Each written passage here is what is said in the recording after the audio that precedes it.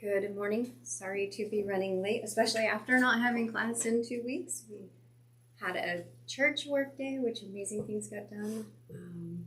And then last weekend was Memorial Day and graduation, so it was just a lot of people going everywhere, including myself, because our son was able to walk in his graduation, and yeah, that was incredible. It was a really great weekend. So, and then to run late today, I'm sorry, my sister, the one I always throw under the bus when we have class, I'm always talking about, is here from Seattle, and she got in yesterday, and so I don't even know how she's awake. I was going to try to bring her today. I suggested it, and she's like, yeah, that's like at 3 a.m. my time to get up at 6, and then the class, the 9 o'clock class is 6 a.m. her time. So we extended a little grace. She will watch it and catch up. She loves to watch it. But she was going to just sip some coffee this morning and try to be human. Although she told me last night when we were talking about the class, she goes, I watch every one of them. She goes, I didn't know I was so funny. Because of the stories I tell her, the things I say about her. She's like, huh, yeah, looking back at it from that lens, I think I'm kind of funny. And she is. She's very funny. So it's great to have her. She turns 46 tomorrow. Be her birthday. So yeah, I'm so glad that she came to spend it with me. But we have, I think, covered chapter 6, storytelling and interpretations. We made it all the way through the monster tracks, gave some homework the last time, so we should go over that bit of homework and then get into that chapter. That chapter was a good chapter. There are things in there I definitely want to talk about because even I struggle with some of them a little. And I'm getting glasses and I'm getting a weight so my book will stay open.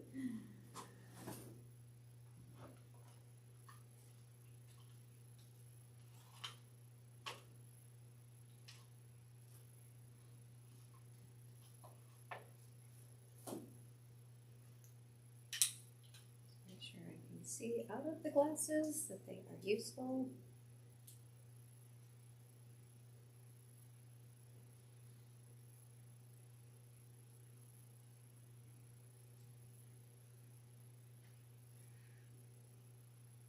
You had a good couple weeks, Mason. Not really. Oh. I'm sorry to hear that.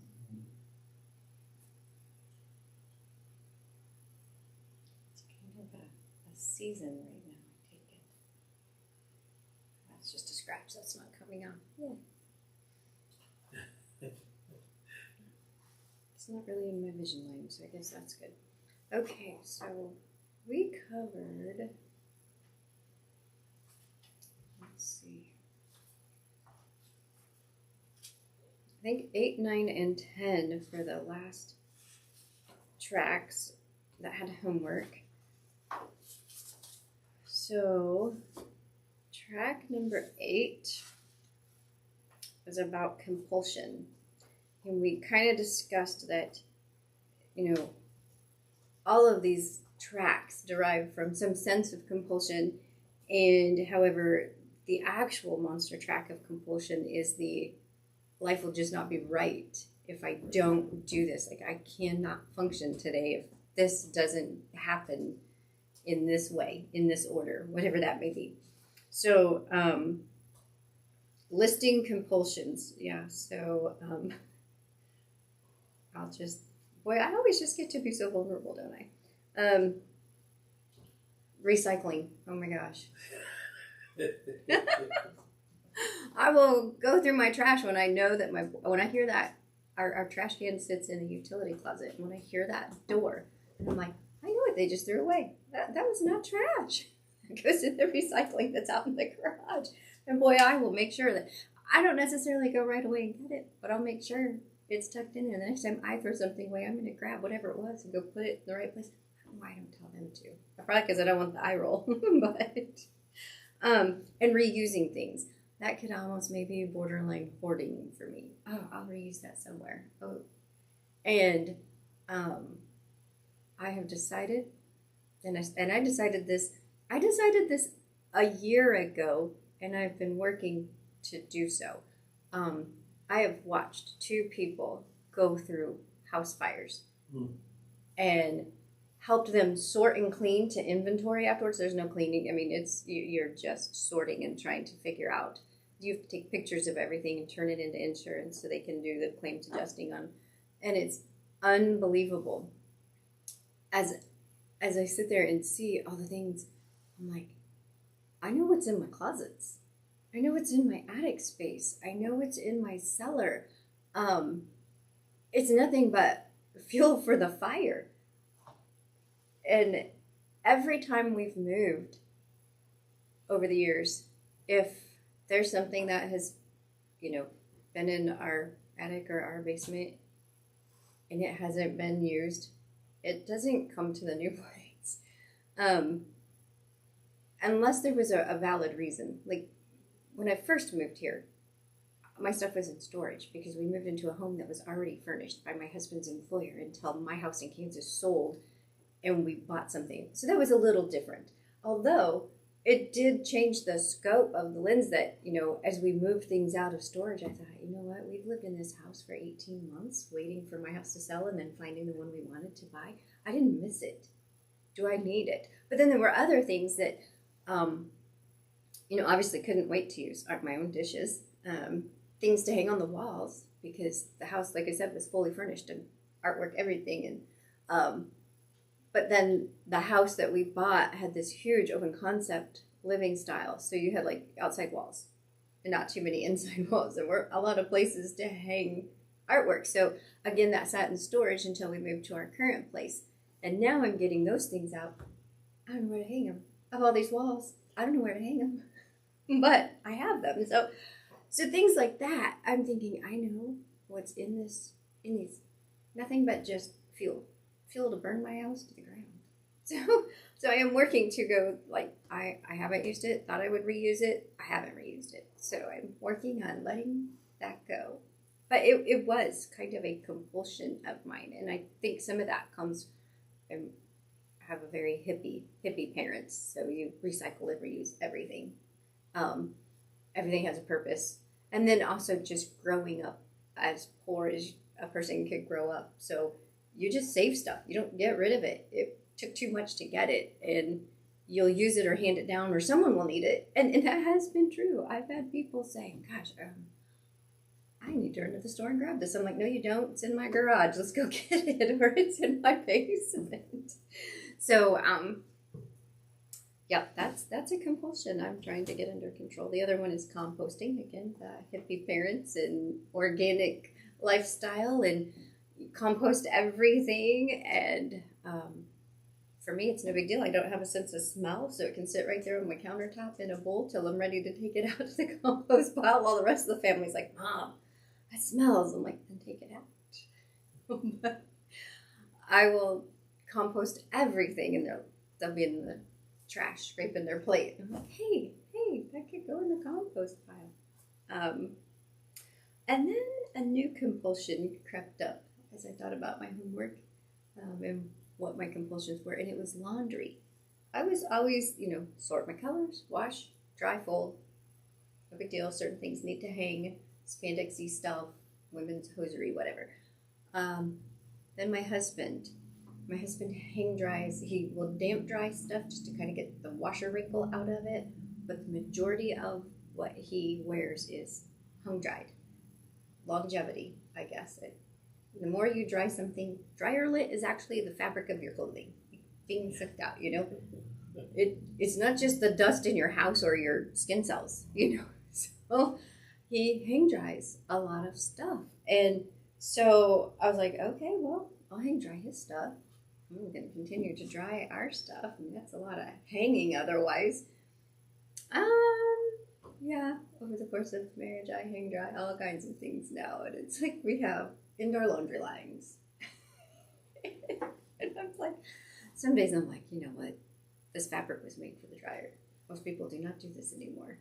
I'm throwing it in the dryer today and I am drying it. But there you go. Those are my compulsions. Anybody else have some compulsions that I'm sure there's others. Those are the safe ones to share.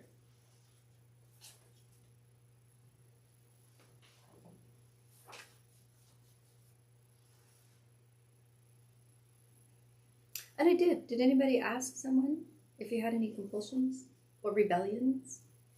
Rebellions. Yeah, that was in there. That one was like, ooh, ouch. So I did. I called my husband at work. I'm like, hey. He's like, yeah. I said, I need to know compulsions and rebellions towards things that you could point out. And he's like, I don't know. I think I caught him real off guard, and maybe he was not sure it was a safe space to say something. But he hasn't gotten back to me. He was supposed to. Yeah, a compulsion, and asking someone if you don't see a compulsion, do they see one in you? And a rebellion. And I know I have this little bit of a rebellion that's sticking in that I've got these projects, that I need to get done. I want them done a certain way. So that's probably some compulsion or perfectionism or something in there. So when someone suggests that, and a lot of times it'll be my husband who'll be like, why don't you call my mom and have her help you out with this? She'd love to come over. I'm like, oh, but I want it done a certain way. Yeah. So that's my rebellion side. I'll just do it myself because I want it done a certain way. And the truth is, if I said this is how I want it done, she would do it. She's a wonderful lady, and she's very meticulous, and she would do exactly what I would ask her to do if I would just ask her. So, but yeah, sometimes my projects go unfinished because I'm waiting for the time to get it done versus just delegating and allowing someone else just to do it, whether it's the way I would or not. That's the tough one.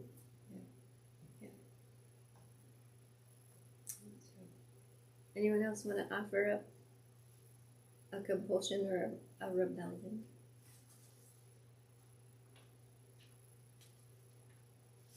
I don't think it's a monster truck that's destroying my life, though. I'm functional within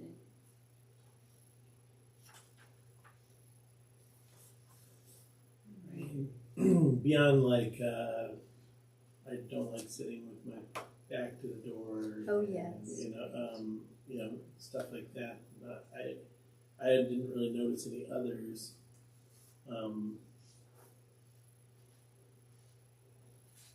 There's patterns and things that take place, but it's like, I don't think that's the same thing. So, there's different things to notice, I guess. Okay, so over in Monster Track 9, fantasy, the if-then cycle, chasing after that, just if this would happen, then I'd be happy. If this would, then that. So it says, what if you decided to be happy now? With things exactly as they are in your life. Love your body as it is, no matter what. Love your family, even if there's conflict. Be grateful for your financial situation, even if it's a mess. Start writing down everything you have to be grateful for. Some people do this every night before they go to bed. I am not one of those some people. We do try in our prayer time, especially with Andrew, that we give thanks and praise and spend some moments being grateful for blessings that day before submitting any other requests. So yeah, those were simple things, things to be grateful for, to make a list of things under that, just to wake up each day, breath in your lungs, for the new beginning that my family has had. I have three real life miracles that live under my roof. I mean, there's never a day that I don't see the work of God and know that that is very real. So, family, my husband, church, there's so much. I mean, those are just the list could go on. It's an exhaustive list, an inexhaustive list. I'm not sure, cannot exhaust it. How do you say that?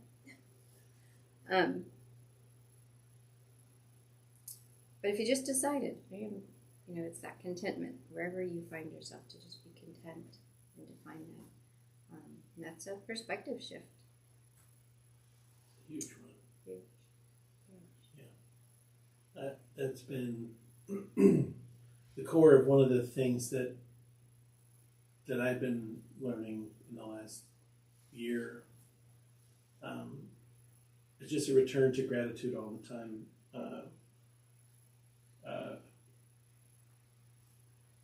My grandfather passed away a couple weeks ago, and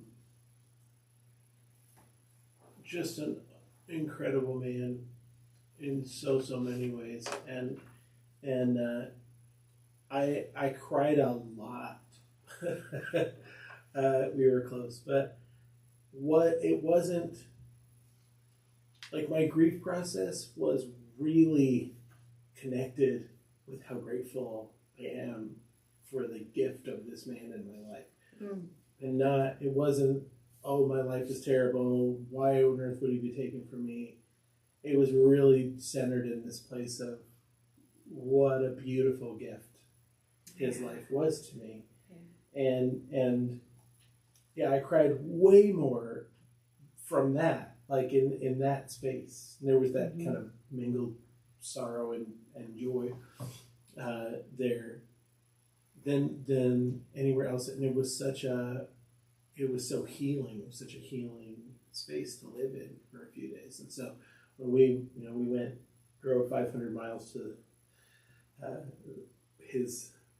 where he lived and for the funeral, whatever, it was just that was the space to live in. And so like walking through my life, naming the things, naming all of my blessings, seeing the way that I'm surrounded by the goodness of God. And it really,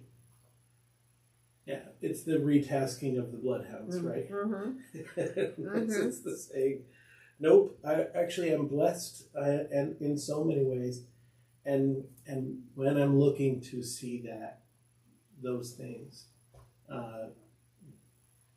that's what I see. Right.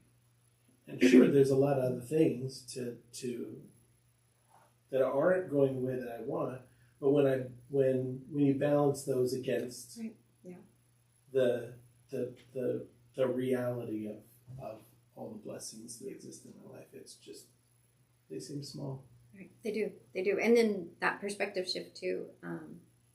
We all have things that are not going the way we want. We all have things, if we sit and dwell on them, we are just going to feel so heavy burdened. But if we also believe God is in everything, then he's working in that. He's got a plan for it. It will work its way out. He doesn't ever promise it's fun in the workings. And as you walk through it, he asks you to trust him through it. So when you shift that perspective to, this stresses me.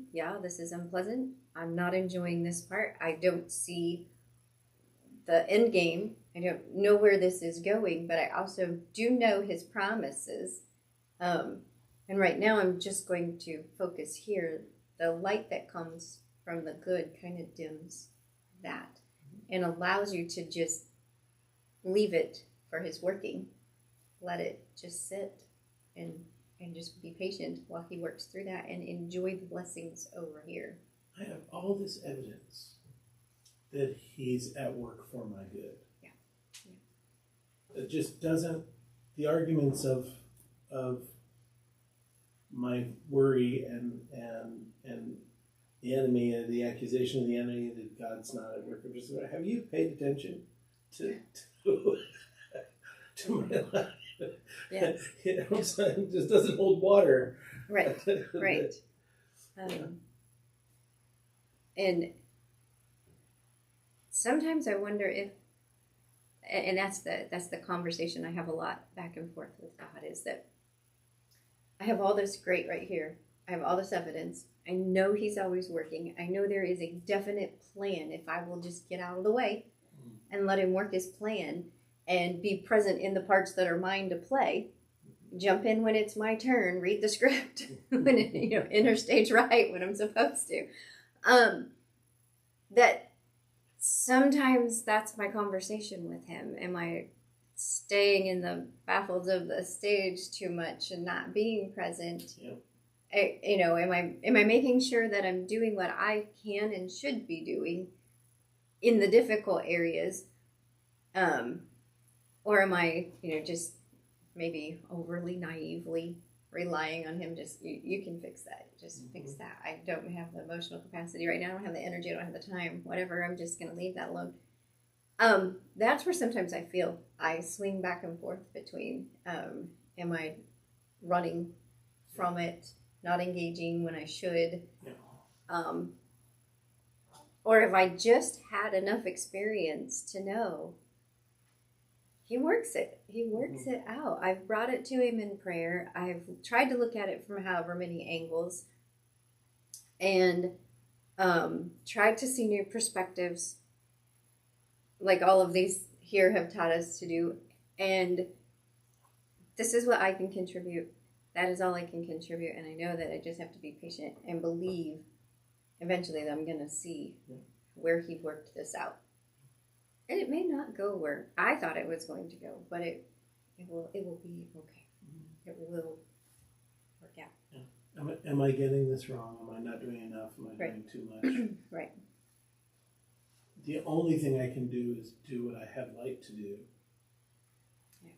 And then, it's that, what's that verse? After having done all to stand therefore, right? Right, yes, so, yes. I've done everything that I know. Well, wasn't that what our women's ministry, she spoke about that, taking that next step? Yeah.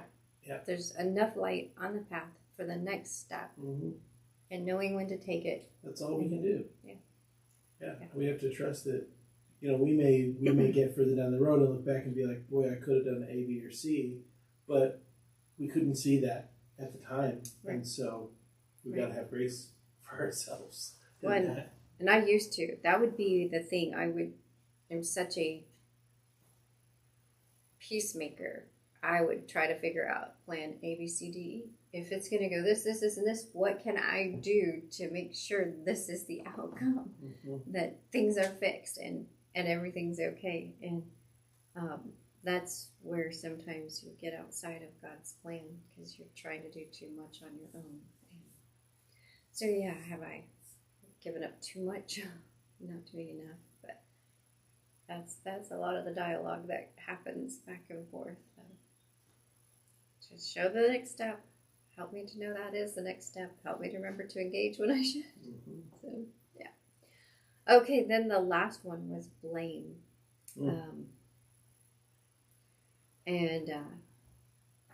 Blame and responsibility do not coexist. And it says, so which situations of your life do you tend to blame others? And I know for myself,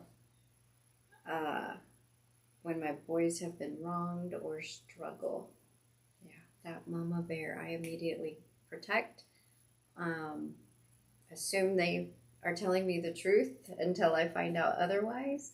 And sometimes I tend to just storm in, have my battle, take names, apologize later. And I know that I don't get the full story, and there is going to be another side of things, but that's probably when I feel they've been given the raw deal. Wow. Yeah. I like this quote from Rustin Hoffman: "Blame is for God and small children." Yes. I think that's really, that's helpful. This is not a monster truck in my life, and I frequently don't understand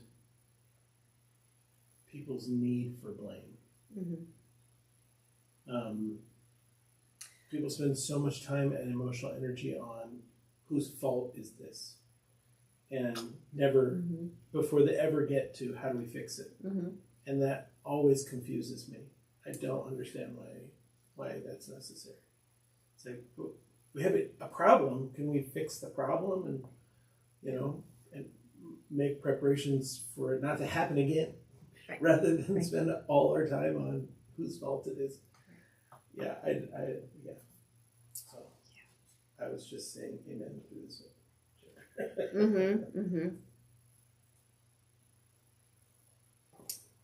That's not me being good. It's just this isn't the way I'm broken. Yeah, I would say, I don't know if it's a blame area where I wrestle when there is something broken. I mean, I'm quick to claim my own responsibility, and I think I struggle with that when others aren't. I don't feel there's a need to own it, apologize for it, and fix it. Yeah. I don't know if that's in the blame category, but that is an area I have a real hard time with. And that's probably where I am broken. I have a mom who everything is everyone else's fault, never hers. And so I'm with you there. 18 and a half years, 18 years, a little over. I haven't spoken with her. So, and I watch. I mean, I talk with my husband all the time about how would I ever re-engage? How would I ever reestablish a relationship there? But I watch my other siblings who attempt and fail, and attempt and fail, and attempt and fail. And, they'll contact me with the newest failure, and it's heart-wrenching what they go through. And it just is like, yep, I'm not ready to dip my toes back in that water. Nope, no thanks. I mean, if I could finally watch it succeed with them, maybe. And I've had that recent conversation with all three of my siblings as we've gotten together over the last 6 weeks. And I'm like, guys, I don't even know where to begin. And my brother's out. Nope, I understand that. No one's asking you to. We get it. And I'm like, well, I'm glad you guys get it. As opposed to, for a while, they didn't understand why I refused. Right. And so that was like a barrier between us that, nope, I just can't. But I'm also the one that has children involved, too, that I couldn't subject them to any of that. And my baby sister, she's got 2 kiddos, but she lives in Seattle. So, the distance protects. Long distance is easier. And, I, for a large portion of time, only had 20 minutes between my house and hers. There wasn't a lot of distance that protected. So yeah, I've told him, I'm like, yeah, well, I guess when I finally see a success story, I go through a success story. But otherwise, I'm not sure how to re-engage that because if there's a brokenness there, it derives from that. And that's probably what I know that is where the drive comes from. Just, I have got to have people be able to own their stuff and clean it up. Because I lived in a whole world where it was never owned and it was always us. So, I mean, even my poor little sister received a letter. If she wanted to ever repair things, she needed to start by apologizing and start with the fact she was 6 weeks late and required a C-section to be born. Oh, I mean, that was my sister's fault, clearly. Yeah. So, I mean, definitely making that decision. When you have that to start with, I mean, where do you? So, poor sister, but that. Okay, so let's get into storytelling and interpretations. These last couple chapters, this is where she talks about, this is how we start to give our bloodhounds new evidence to go out and help us to rewire all that's been miswired in our brains, and recreate true stories, and to start quieting this chatter of lies that swim around up in our brain. So, and she starts out here with a person's interpretation will decide their mindset, which dictates their behavior. And in Anais Nin, where she says, we don't see things as they are, we see them as we are. Our reality is, and we've talked about this multiple times through the book, our reality, our truths are a result of our reality that we live. And it's not going to be the same truth that somebody, because their reality is going to be different. They might have the same monster track, but for completely different reasons. We can't even assume that the reason they have a compulsion monster track is for the same reason we do. It all comes from so many different examples. So your interpretation is the scent your bloodhounds will follow. So how you interpret something, your bloodhounds pick up on that interpretation, whatever you just saw, whatever you just experienced, and then they're off to go grab all the evidence to support that interpretation. And so wherever we are broken, that's the way we're going to see things. That's the way we're going to interpret it, and they're going to bring us all the evidence to prove it to be true, whether it is or not.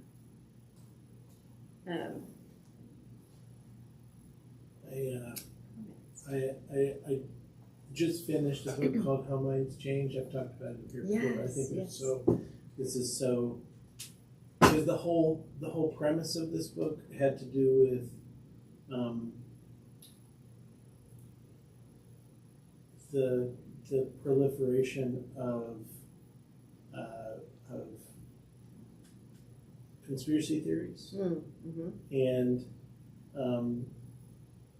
how people that get caught up in these conspiracy theories, even if they're given direct evidence, won't change their minds. And the whole question was, why? Right. Why? When we're showing, we're putting it like your flat earth conspiracy people. Exactly. That's one of my favorite. There's a documentary on Netflix called Ahead of the Curve, which is a perfect example of this, where these guys who are very scientifically minded are doing scientific experiments, really expensive and difficult scientific experiments. And on the documentary, their experiments are proving the Earth is round, but they keep saying we must have done something wrong, or I wonder what we did. I mean, literally watching it happen, that their interpretation, they just can't shake loose of it, that all of the evidence, the only evidence that they're able to actually see points them back to what they already believe, and that this is how the brain works, that we come, it is much, much harder. So they did all these different studies that were named. I could talk about it for hours because it was absolutely fascinating. But our brains are always interpreting data. Always.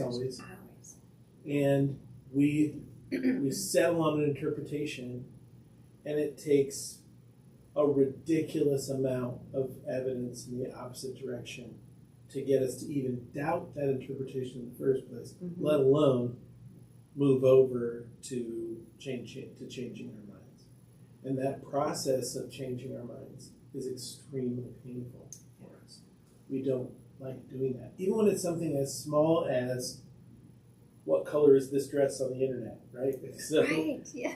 Even something as small as that, it's really, really difficult for us to be able to say, maybe the way I see this isn't the only way to see it.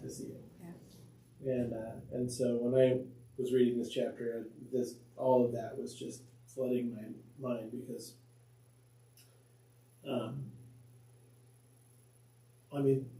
the book is all about how do we change our minds, And the answer of the first 2/3 of the book was not evidence. Evidence won't change our mind. We have to be willing to change our mind before we can change our mind. Yeah. And that's the hard thing to do. Is to be willing to think differently. I can ask my husband at the end of the evening about his interpretation of a speaker that we saw or a situation that occurred, and I can just ask him. I'm like, okay, so how are you seeing that? And he'll tell me, and I might even say, because I feel like I'm seeing this in a real negative light, and I need to see another side of it. Show me what I'm missing, and the whole time I am truly wanting to see a different perspective. And as he unfolds it, there's still a turning in my stomach of, yeah, but. And that's the emotional response. It's the emotional response I had to it, even though I'm asking for a different perspective. And was I overly sensitive to something, or did I not hear something, didn't grasp something? And I'm asking for, I guess, that new evidence. And I feel like I go into it willing to change. And while I'll see things, and I'm like, yep, I totally get that. I totally see what you're saying. There's still that little part. There's an ornery little feisty bloodhound saying, yeah, but guess what? Remember this over here. And it's like, you just want to kick that dog out. It's time for you to go to the pound. I don't want that evidence anymore. So I totally get that. And even with all that willingness, because of how you experienced something, it's still, that nugget is still back there going, yeah, but. That whisper, yeah, but. So I can only imagine that book. I need to read the book. Yeah, I do need to read it. I have like my stack of books. It's forever. So that's a great. I need to retire now so I can get through all the books in my library. Exactly. I'm with you. I probably just need to get them on audio so that when I spend plenty of time driving. That one's a good one. I read that one. That's an audiobook. I read that one as an audiobook. Yeah, and I probably need to just convert to that so that I can get my books read. So, all right, on page 192, this was pretty. I had to read this. Because I just felt like there were different ways to take that statement, and it was a punch. I felt like I thought it was a punch. The insidiousness of interpretation and how powerful it is causes no other truth, and I'm paraphrasing, I'm jumping through that paragraph. Autopilot interpretation proves we don't see things the way they really are. Truth is arbitrary and very subjective. But the insidiousness of interpretation and how powerful it is. And that word, wow. Oh, gosh.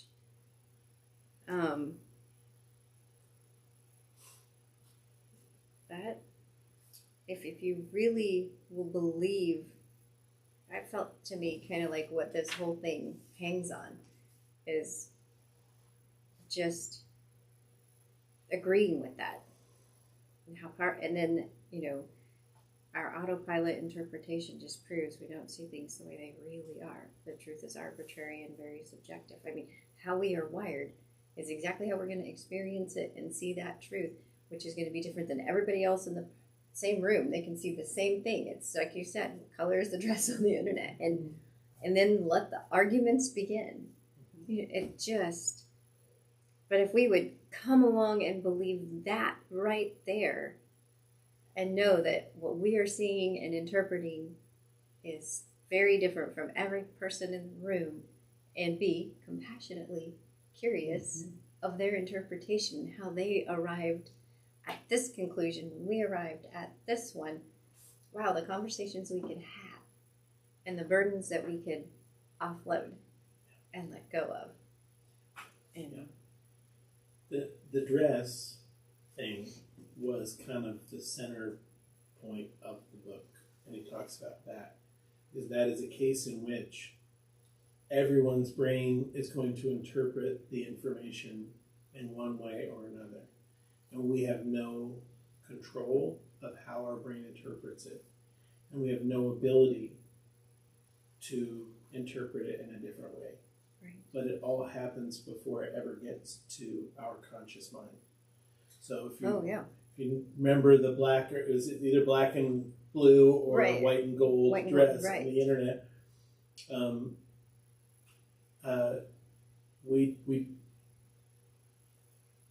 we're doing that interpretation before it ever hits our conscious mind. But it is an interpretation because the actual picture is the same. So our interpretation of the picture is what we see with our brains. And that's based on how much time they figured out that it's based on how much time you spend outside. If you're outside more, you'll see it one way. If you're inside more, you'll see it another. And I don't remember which is which, but they tracked it back to what makes the difference here. And we have no control over which one we see. It's not like we can stare at it for long enough and see something different. Or go outside for another half hour and come in. Right. Well, they didn't talk about whether it was possible over time to change it, because maybe it would be. But so we're seeing something as objectively true to us. What color is this? That's not something we think of as debatable, really. Right. Right? Right. And yet, it is. Because when something is vague, our brain will do the interpretive work for us before we ever get. And so that's how claymation interpretation works. That happens. Yeah, exactly. Blows my mind. Yeah. I mean, blows film and everything else is yes. the exact same thing. Yes. Yes. The television, all these screens that we look at, they're all doing that. But yeah, this is what happens, and to think that I'm doing interpretive work without my knowledge. Yeah. On literally every piece of data that's coming into my mind. Right. That's powerful. That blew my mind. That was like, wow. Okay. I really have to step back from the way I see the world and say, this is the way I see the world. That doesn't mean it's true. Right. That's a tough one. Two thoughts that come to mind on that. Before I lose the second thought, because probably it will fleet away. We always have these questions, and it's like, can't wait to get to the pearly gates and ask these questions. And so exactly that, like, wow, what will this world look like when we see it in the spiritual realm, and all the things that we thought? It's like, oh my. I think it'll just be tears of compassion of how hard we were on ourselves or others about things that we formed interpretations about without our, how we interpreted without even it being in our conscious mind yet. If, and that's if we even get to see it that way, do we get to even have that conscious thought of all these things that I thought back on earth are not that way. I don't even know if that translates spiritually into that realm. I don't know.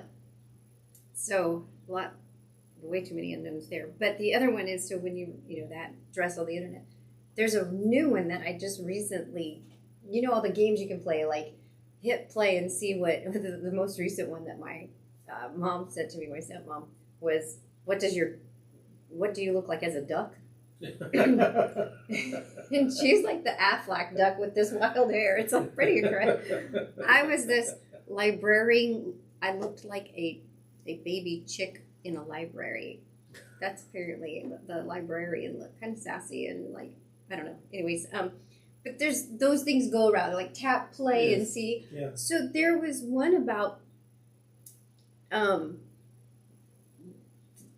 it was just a black and white picture, and it said, it was words. It was something to read. I don't remember what it said on there, but it was, what color do you see? And based on the colors, the two colors that you see, when you tap play, you're supposed to answer what color did you see this in and what color did you see this in on the screen, and then it will tell you about your personality. I didn't see anything other than black and white. There wasn't, and like the colors that you could choose from. Did you see this or this first? I'm like, yeah, that color's not there. I'm like, what's wrong with me? So I couldn't play the game because there wasn't an option. And I had to keep flipping back to the beginning and look at it again and see, like, well, do I see any of those colors that it's giving me in the option? And I did not see them. Wow. I don't have a clue what to interpret about that. I was just like, well, that game's not for me. Moving on. But it was bewildering. I'm like, how do I not see any of those colors? But I didn't. I don't know why. Okay, so moving on.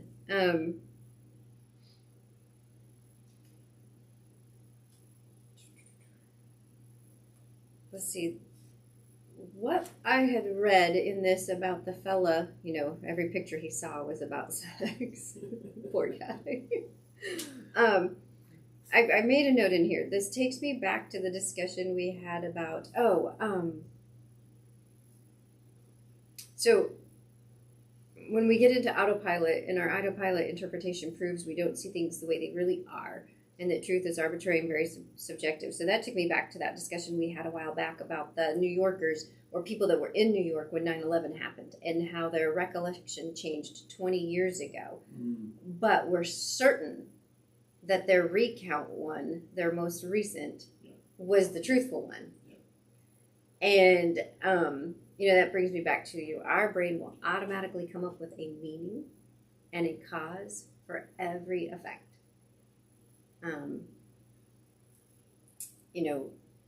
Without our, we don't even have to try. It just happens. The subconscious just does that.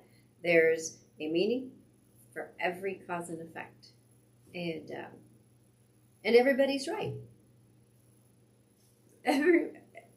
So, the bottom of page 92, we believe that our truth is the truth, and because we see things the way we are, we can't see things the way they really are. Most people aren't even aware that this is how they are wired, so they live in this constant conflict. So we can make up a new story. Here is the work.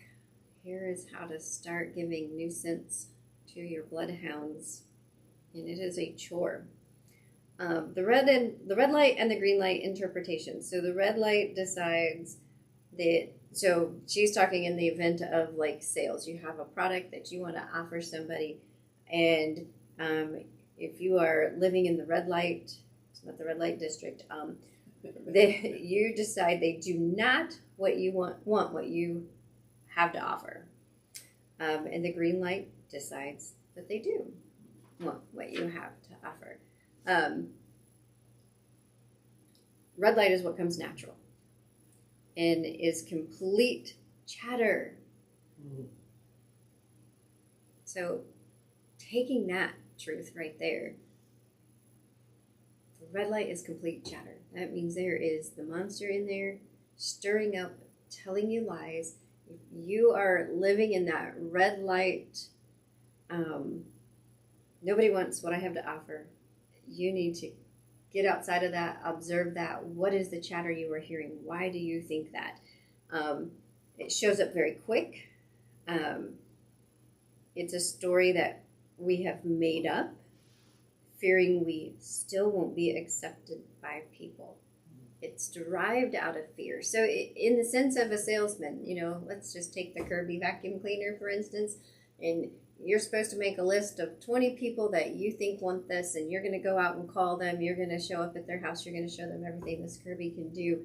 And you can't even make the first phone call because you're like, they aren't going to want to buy this. They're perfectly content with their vacuum. They don't have the money to buy this. They don't, I know these people are on a budget, but you stop right there out of fear. There's some reason you don't think they're going to want your product. You don't even give them the chance to say yes or no. And, I tell my boys all the time, it's a no if you never ask. Right away, it is a no if you never ask. Anytime, like, if they needed a little extra help or, something with a homework assignment and maybe just some leeway on something, some leniency. And I'm like, boys, you've got to go talk to your teacher about this. Explain the struggle you had tonight and where that has set you on the deadline for your assignment getting turned in on time, and just ask for some options and some help and see what they say. No, Mom, it's due this. Yeah, it is a no, Mom, if you don't ask. It's a no, you can't even get your assignment done, and it's a big fat 0 in the book. So let's just go ask the question instead of make the decision for the teacher. Give an explanation. So I've really worked hard with the boys on, it's always a no if you don't ask. But we live in that no world. We live in that nobody wants this because I'm not acceptable. They're going to think I'm stupid. Why am I out trying to sell this? What benefit does it have for them? You start answering their own questions. I don't see them needing this. I can't see how this will benefit their life, instead of letting them decide how it might benefit their life. And that is hard to overcome. Any person that's ever been in sales will tell you how hard it is to overcome that. But to live in the green light is to say, everyone needs what I'm offering. Everyone would benefit from what I have. And I should be telling everyone and asking everyone to just listen. We talked about in a couple chapters back, the gal that, went right out into her business and started telling everyone about it. And if there was a question she couldn't answer, she's like, I don't know, but I'll ask the person who does and get back to you. And her business flourished because she just went on that belief. She was living in the green light that everyone needed this, everyone wanted it, and she'll get back with answers. Whereas the other person felt like they needed to know all the ins and outs and all the research behind this product so that she could answer all those questions, and she never got her business off the ground because she spent too much time preparing and couldn't prepare enough to even make the first phone call to. So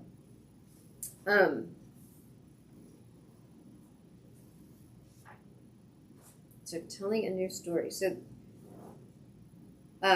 Kim's mentor in her business, Richard, reinforced the lessons that her mom had taught her about being Viola. Everybody loves me, or the Ruth that everybody is always laughing at me. We can choose what interpretation serves us. Interpretations govern our behaviors. Behaviors determine results. Moral of the story, if you want things to change, you need to change. Ooh, ouch. Not easy to do.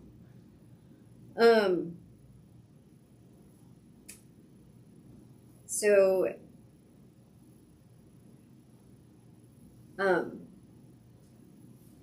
her change, so she wanted to help more people build her business, and so she told herself in her new interpretation, everyone wants to hear from me. Why wouldn't they? I'm their friend, and they want to know what I'm excited about. They may need what I have. In fact, they probably prayed this morning for hope and help, and my call could be the answer to their prayers. New behavior. I got to pick up the phone. I need to let people know. So many people, so little time. New reality. Her business exploded. Is there truth in both interpretations? Yes.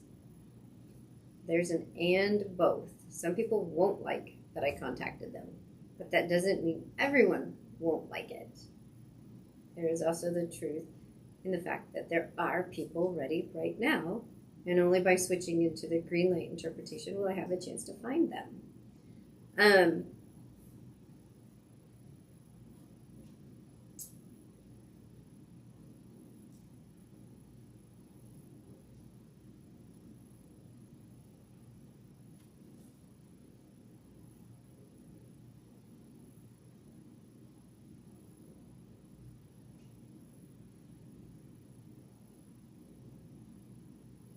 So when going through this, I wrote some notes in here. One word I can't read my own writing, and I was trying to write so nicely.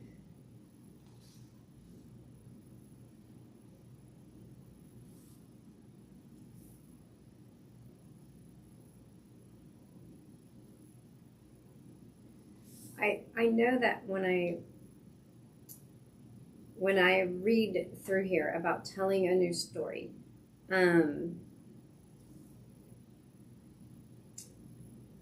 she also talked about the gentleman with the road rage and coming up with a new story about why the people drive in the slow lane. And, in situations like that where it's not a personal and an intentional offense, you just don't like the fact they're driving in that lane. You don't know that person in that car. They haven't done anything specifically to you, but man, it would just set this fella off. And then she's like, well, what if you told a new story? What could be a reason? And she talks about maybe someone in their family just passed away and they're just in this fog and this haze and they're just trying to get there and don't even realize they're going slow, let alone that they're in the fast lane going slow. All of those things, yes, those can really, truly change your perspective and bring your stress level way down. But what I wrote in here is that, I have much more difficulty with telling myself a green light story in regards to how others feel about me specifically. Not my business, or a class I'm teaching or coaching, but me as a person. Like, I can tell myself a story all day long about why nobody wants to come to my class, or and that sort of thing doesn't bother me. Or if I'm coaching kids and they just don't want to take my advice about, a running technique or tennis or whatever I might be coaching. But the whole being a Viola with the belief that everybody loves me, that to me feels like I'm lying to myself and creating a false sense of confidence that would lead to arrogance, in a sense. But also, when we've experienced something negative from someone and it has hurt us, and the advice is, well, let's just tell a new story around that. Sometimes I feel like, sometimes I don't want to tell a new story about that. The person was a jerk and needs to own it. And they need to know they were a jerk. And I really don't care what their reason for. I could probably come up with 1,000 reasons and stories about why they were a jerk at that moment. But they were still a jerk, and that still penetrated and that hurt. And they need to know that, and they need to clean that up. And so that is where I wrestle with the tell a new story. If I'm always telling a new story so that this bounces off and doesn't affect me, am I letting people just continue to treat me poorly and never have to treat me better because I'll just tell a new story about that situation? And, oh, yeah, they probably experienced this today. Maybe somebody, some tragic thing happened and they just don't have the capacity today, and I'm just going to move on. I mean, yes, I can. I can go about life doing that, but at the same time, do I just constantly be stomped on in that sense? So that's where I struggle with the telling a new story. How much of a new story do we always tell to excuse someone's bad behavior? Because I don't think that we should excuse someone's bad behavior. And I don't know that this really got into it very much in this chapter about how to handle that. She does talk about somewhere else with the button pushing and abuse. And she is not at all advocating for that. And that, So yes, that I didn't feel like that was really addressed in here. And so I wrestled with this chapter in that sense because, yeah, sometimes we are oversensitive and we just need to observe, take a look at that. Telling a new story can fix some of that, but not always. And knowing the difference, I don't know, thoughts? Because I don't want to lead anyone out there that's watching this, anyone in the class that is struggling in areas, I don't want to lead them into the belief that it's always just our perspective. Your feelings are your feelings, and when they're hurt. But there can be some reasons. Why was that such a big deal? So look at your own wiring and see, why was that such a big deal? But I think there also needs to be some point where we don't just excuse it with a story, but we go back and try to work that out and figure that out. I don't know. Does that make sense? Yeah, I think this makes sense when I'm dealing with me. when I'm when I'm trying to set my when I'm thinking about what's going on inside of my head and in my heart, then this makes a lot of sense. But step outside and into a community kind of mindset, and we're going to have conversations with people about how we missed each other there. Now, it'd be great for me to be able to approach that conversation without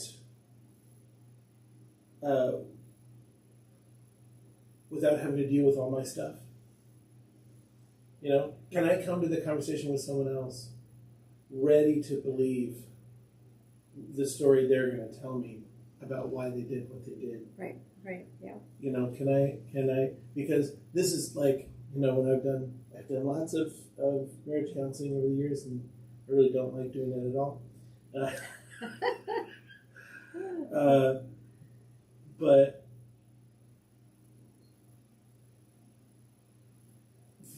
I know if things are fixable, if there's still a possibility between the two people that they can believe each other. Mm-hmm. When I say to you, I know that it felt like I was purposefully harming you when I did ABC, but that wasn't what was in my heart. If it's possible for the other person to say, I'm going to try and believe you, because then we can move forward. Right.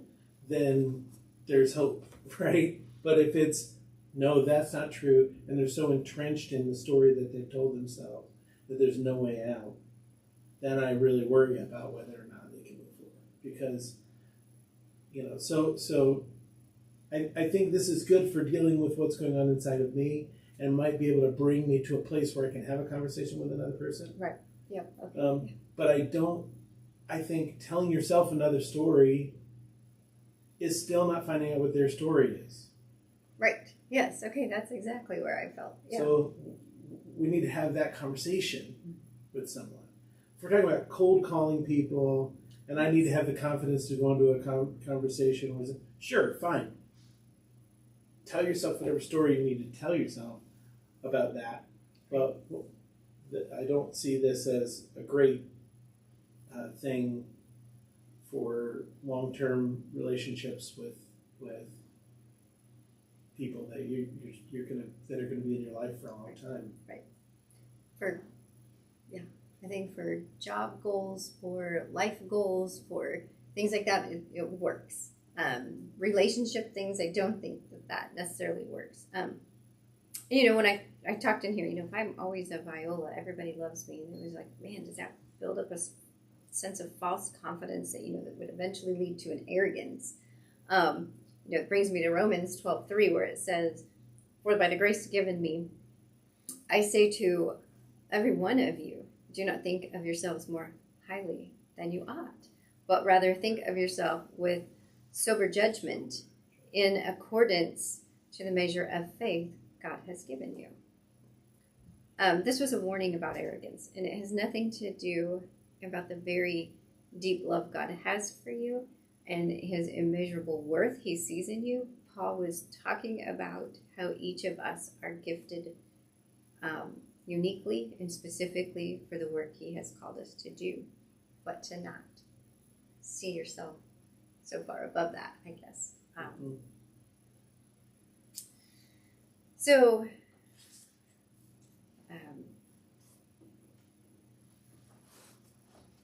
I just had a hard time seeing that, telling a different story when it comes to the relationship, the personal side of things, and healing those, but definitely in the goal achieving side of things, or even you go to the grocery store and the person in the checkout line is just not pleasant to be with. There's no reason to take that personal. you have no idea what their lunch break was like, or maybe they didn't get their lunch break and they're having to work through because somebody else didn't show up and they are hungry and they're one of those hangry hungries. It's just, that's where you can tell yourself those different stories and not allow all the influences of everything you encounter to impact you in such negative ways.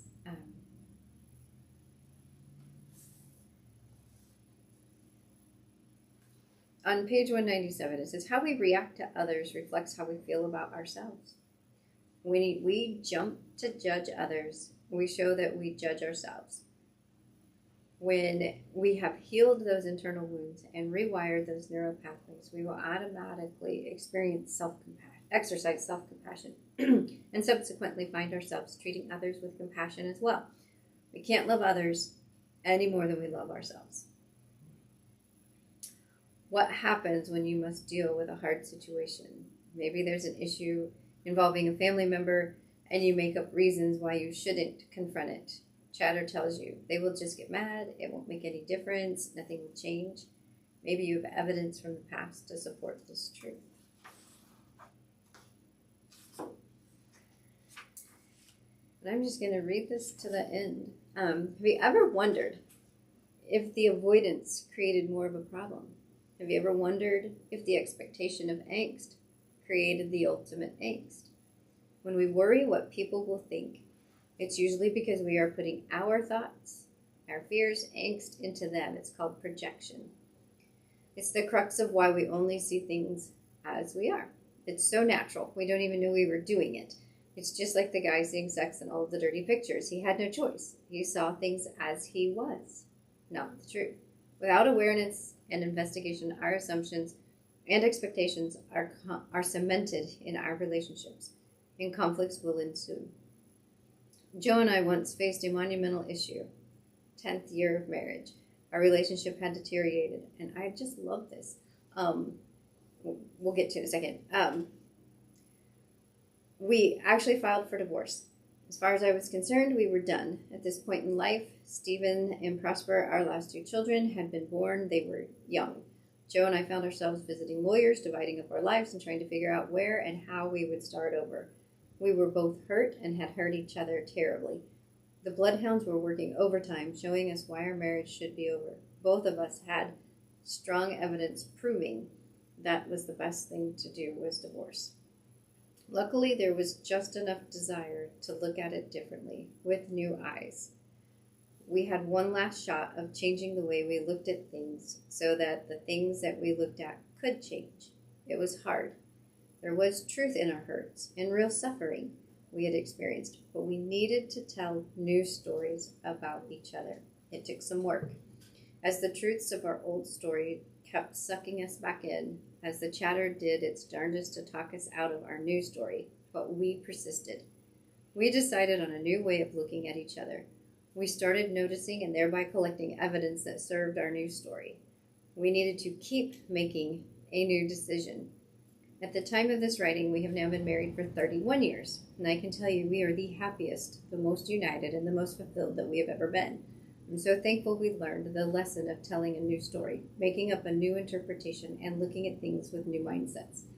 Things showed up differently, as evidenced by our new reality. Changing our interpretation or stories about others is vital. By telling a new story about ourselves is even more important. We will only see the evidence of what we believe. The bloodhounds will only let that data in. But when we tell a new story about ourselves to ourselves, with accompanying positive emotion, the bloodhounds will have a new scent to pick up. They will start showing us what was there all along. We just could not see it. And remember, how we approach a change is critical. Instead of cowering in fear, feeling powerless or hopeless, rewrite your own story from a completely new place. Much like my mother-in-law with the computer, pre-decided that it will be okay. An adventure, even easy. Take what you feel as stress, fear, or anxiety and shift to a new interpretation. Call it exhilaration, excitement, and wonder, creativity, and it will all show up differently. I love the expression, it's all good. when Joe and I looked at our dysfunctional marriage with the thought, this statement is it was so powerful. This is going to be interesting to see how we can put this together. Let's see if we can. Instead of, it's over, there's no hope, we can't do anything about this. It opened up many possibilities. Our new interpretation saved our marriage. And that's that statement. How are we going to put this together? Well, that had to take so much to get outside of. And it's just like what you said. Are you willing to believe in my heart that was not my intention? Yep. Boy, you have to be so willing to believe that. And you said earlier, too, it's a willingness to change. You can't change without that willingness. And so in any relationship, across the board, with anyone, taking that view, this is going to be interesting to see how we can put it back together.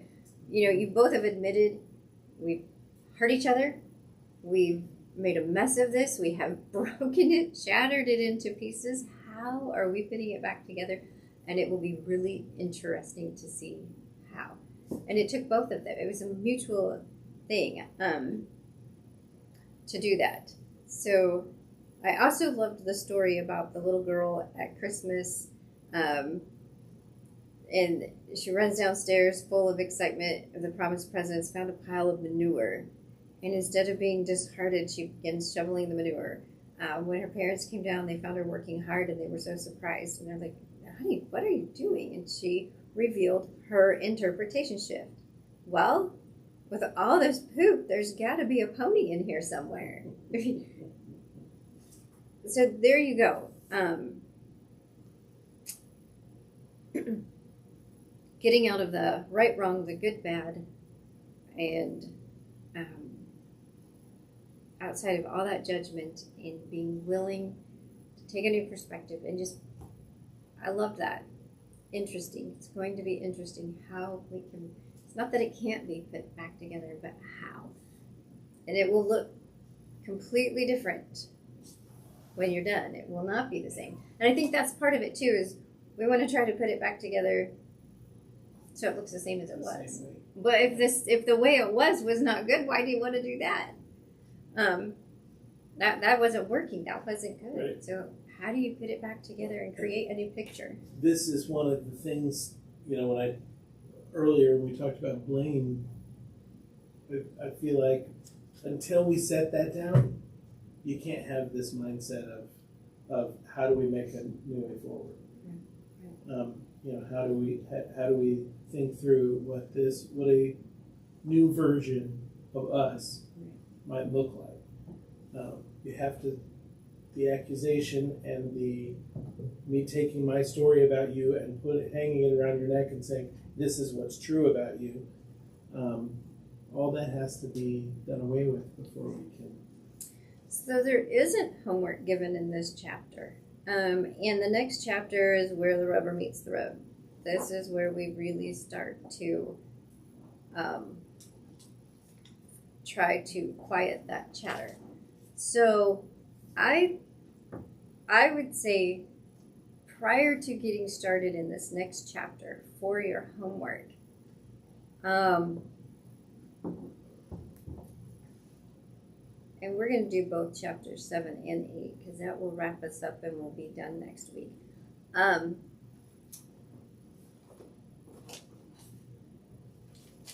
All through the book discussion, all through the time that we've been meeting, you've had struggles. Everybody's had struggles. So either there's still one looming you haven't worked through, or you see one on the horizon, or there's just something that continues to crop up. Start really investigating that. Can I use you, Mason, as an example of several weeks back with your neighbors not being the quietest and disrupting life for you? So let's just take that example. Kim talks about telling a new story. So I don't know how many neighbors you have, but let's just say you've got, the 2 on the side of you and maybe 2 in front of you. And I don't know if anyone lives behind you. And just take and consider and write down on paper each of your neighbors, what it is that is angering and disrupting your peaceful living, and write a paragraph or two about what on earth is happening in their house.